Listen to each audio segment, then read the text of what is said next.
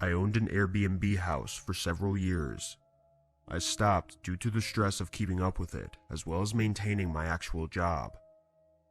The benefit of using Airbnb instead of renting the place out like you normally would is that you would have the chance to make a lot more money if your house gets booked a lot. Being in a relatively high traffic area for vacations, Airbnb was a great option for us.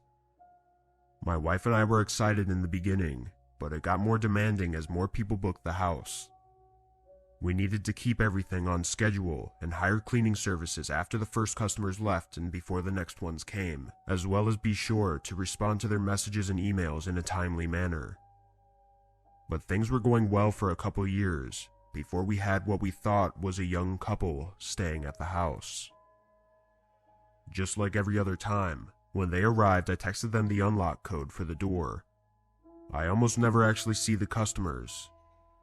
After they let me know that they were inside and everything was good, I sat back and relaxed for the rest of my day off. I should also mention that I almost never even talk to the customers more than just a couple texts. Usually they text me when they get there and when they leave, and sometimes an occasional question about the house, but that's usually it. But as 9 o'clock came around and I was just about to get ready for bed, I got a text from the young man staying at the house. It was short, saying he was going to call me in a minute, and then a minute later he called. I already had a bad feeling when I saw the text, but what he said still surprised me. He said that the water wasn't working in the house. Of course, I apologized, though I didn't understand how that could be possible.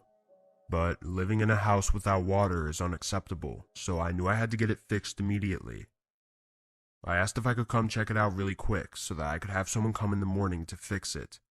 He agreed, being very polite about the whole thing, and I drove over there a few minutes later.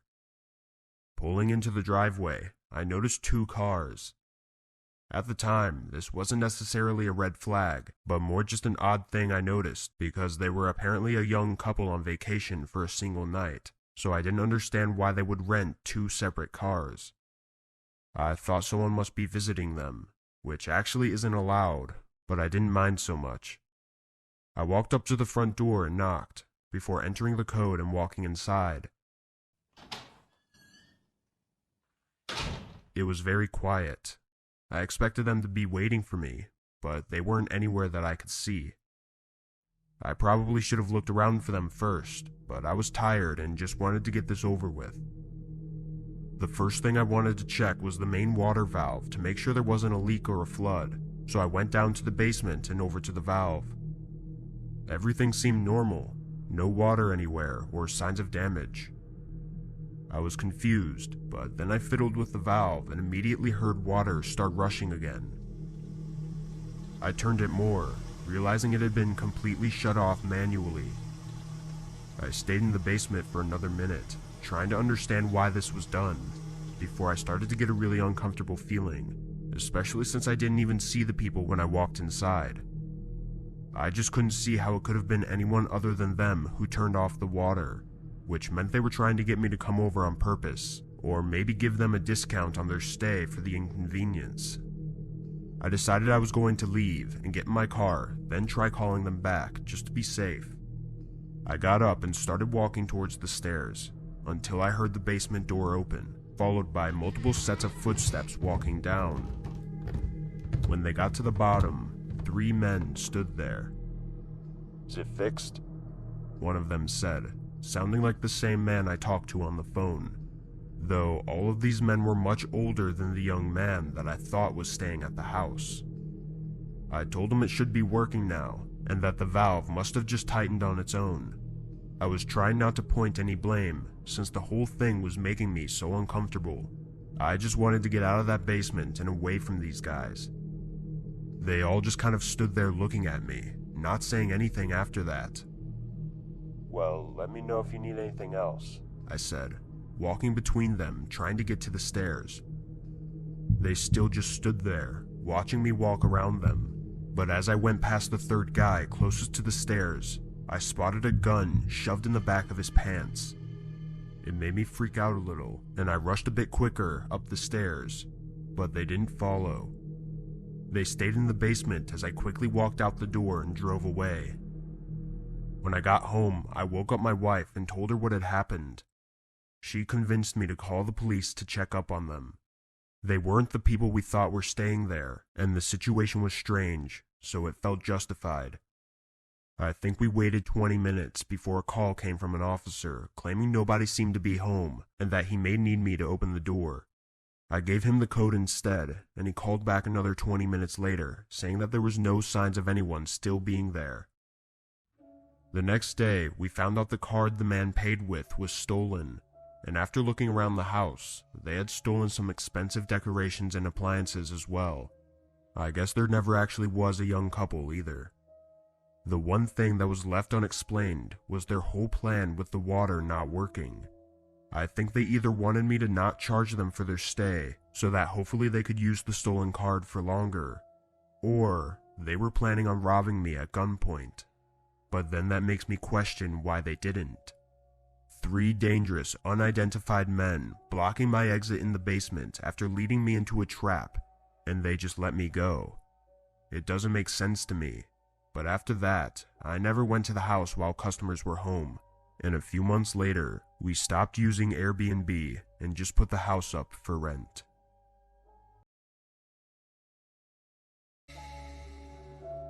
It was the end of April, and I was moving out of my home in Chicago all the way to Nevada.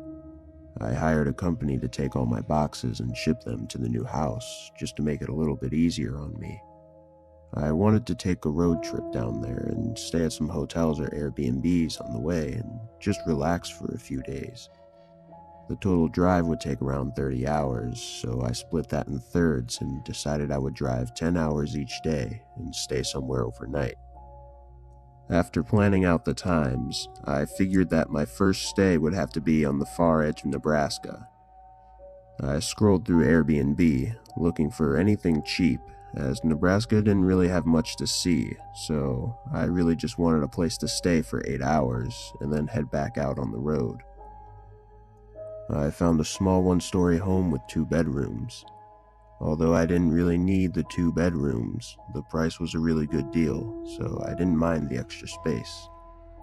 However, I did find it a little bit strange that they only showed pictures of 1 bedroom. Again though, it didn't make much of a difference for me, so I booked it for the next night and got ready for bed. In the morning, I finished packing up my car with the rest of what I had and started the drive. I left a little bit later than I had wanted to, but I figured it wouldn't be much of a big deal, other than having to drive in the dark for a few hours. If you've ever driven through Nebraska, you would know that it's very plain.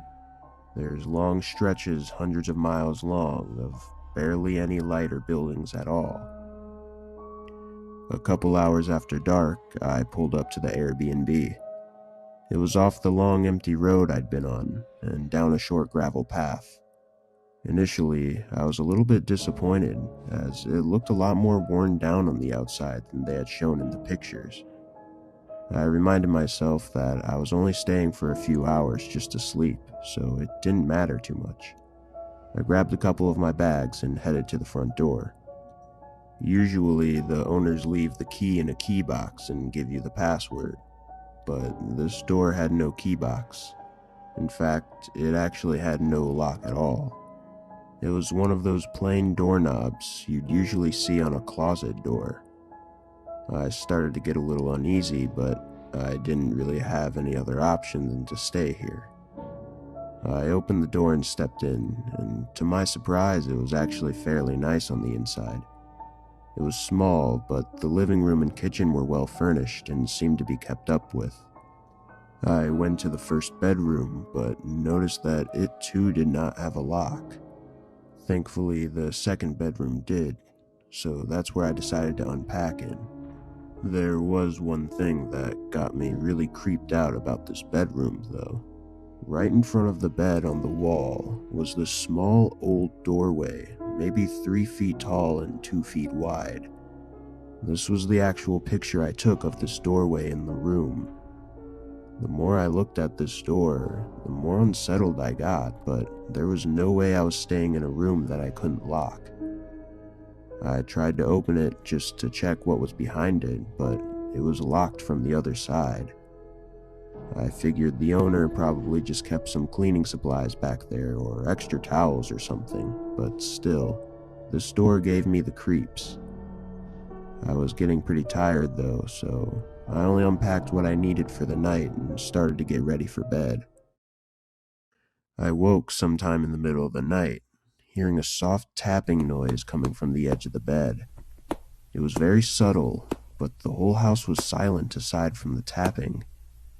I reached blindly for my phone on the nightstand and turned on the flashlight as quick as I could.